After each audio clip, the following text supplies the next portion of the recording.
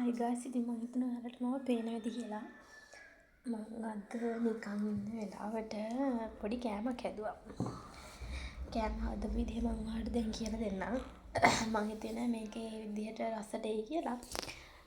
සාමාන්‍යයෙන් ගෙදර තියෙන බිත්තරේකුයි මම මේ තියෙන මම හදපු කෑම එකක්. නමක් නම් දන්නේ නැහැ. නමක් කමෙන්ට් කරගෙන යන්න දන්න කට්ටිය ඉන්නවනම්.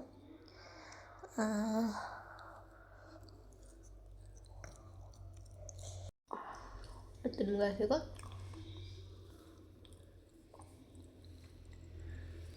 මාර විදිහට රසයි. අමුතු රසක් තියෙන එක. බිත්තරේකුයි සීනි දැම්මා. බිත්තරේ සීනි ආය රස්නේ කේක් පිටිය, බේකින් පවුඩර්, චොක්ලට් කුඩුවේ, වැනිලයි,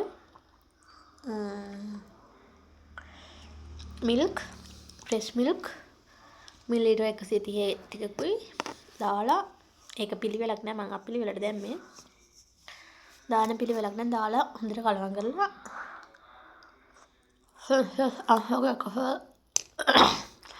සෙල්සියස් අංශක 180 සෙම මේ දවස්වල සෙල්සියස් අංශක 180 විනාඩි 30ක් බේක් කරගන්න. අතට මාර රසයි, චොක්ලට් රස. මම මෙන්න මේ චොක්ලට් එකක් දැම්මා. රිච් බෙරි මිල්ක් එක දැම්මේ.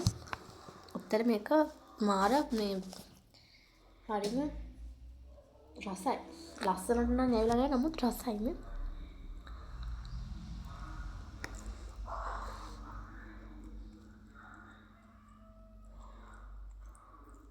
රසයි. ඔයාලත් හදලා බලන්න කමෙන්ට් එකක් දාන්න.